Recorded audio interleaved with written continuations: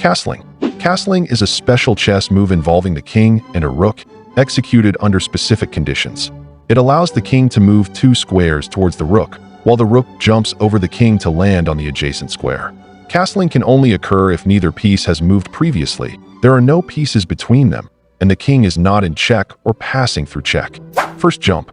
The pawn moves 2 squares on its first move in chess to speed up the game, help control the center of the board quickly, and open lines for development. You see, in earlier forms of chess, pawns could only move 1 square at a time, making the game boring at the beginning. The introduction of the 2-square first move for pawns was a deliberate change to accelerate the pace of games. This ability was introduced historically to make games faster and to increase tactical possibilities.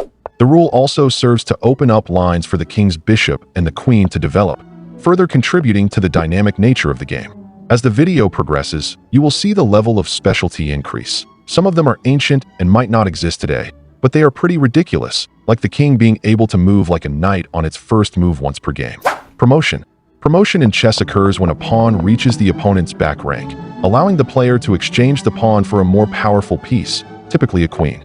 This strategic move can significantly alter the game's dynamics, enhancing the player's attacking potential and increasing chances of checkmate.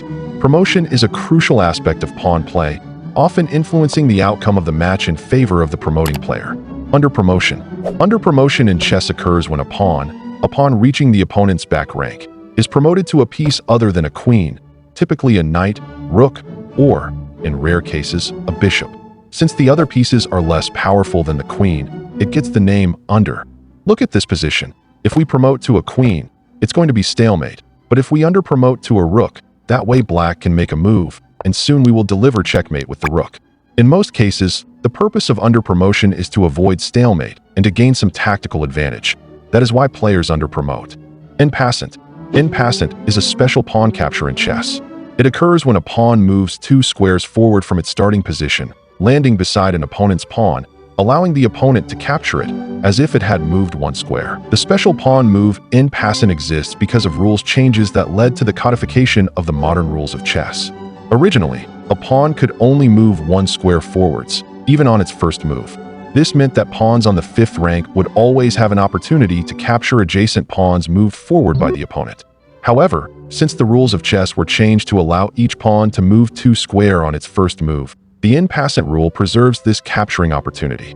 En passant is French for in passing, and it is the only special move that allows for the capture of a piece without moving onto its square. En passant, checkmate. Vertical castling. This special move allowed vertical castling if a pawn was underpromoted to a rook and, of course, if the king hasn't moved since the beginning. It was common in the ancient days of chess, but later it created a loophole that ultimately led to its removal from chess rules. Don't worry, the rule was removed, and your opponent won't humiliate you this way. Illvaticano.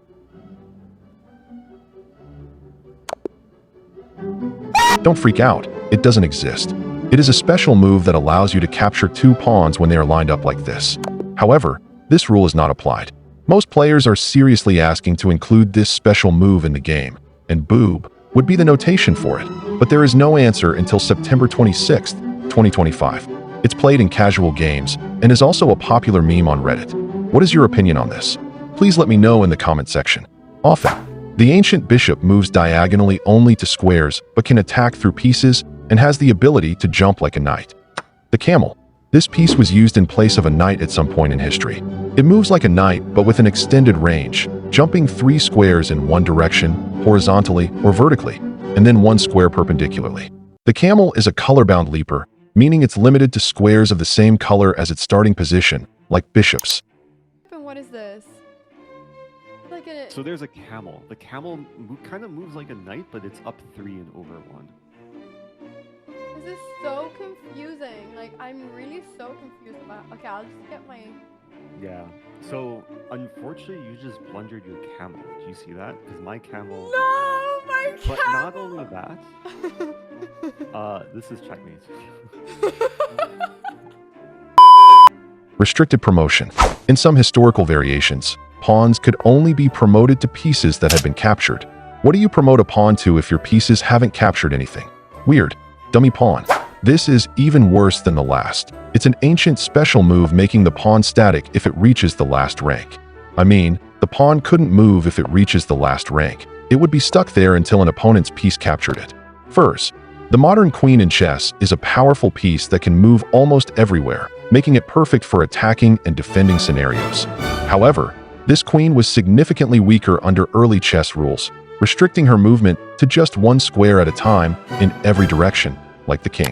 Imagine how slow chess would be. Free castling. A castling where the rook could be placed on any square up to and including the king's square, and the king could also be moved to any square on the other side of the rook. This was common in Italy. Joy leap. In some variations of promotions, a promoted pawn could be called a joy leap, meaning it returns to its starting position. This special move is referred to as joy leap. Can you find mate in one? Yes, b8 equals joy leap checkmate.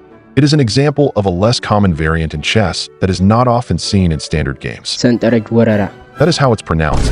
It's an ancient Ethiopian variant, so I paid $5 for some random Ethiopian guy to pronounce this for me.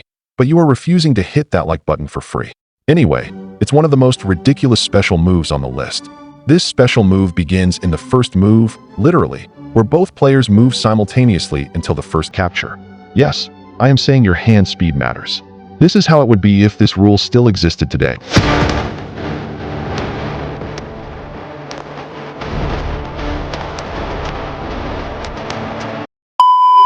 Imagine playing this variant in online chess and your opponent sacrifices his phone. King's Leap. An early rule around the 14th to 15th century allowed the king to move 2 or 3 squares on its first move, once per game, sometimes even diagonally or like the knight, introduced to offer the king greater safety in the opening, evolving into castling. With this powerful initial move, which could be used to escape threats or move the king to safety, you can't deliver checkmate with only a rook, and even with 2 rooks, it's very difficult to achieve checkmate.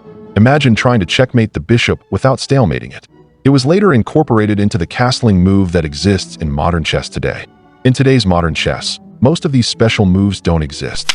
First jump, castling, promotion, and in passant are the only special moves that still exist. They are honored with the name special moves because they are not exactly moves, but rather 2 optional actions available on every turn that chess players tend to take for granted. This video costs money, time, and energy, and it's extensively researched. You can help the channel owner by liking the video. If you dislike it, it's okay. Hit that dislike button twice, just to be sure. Join my community. I upload exclusive chess courses to make you an expert.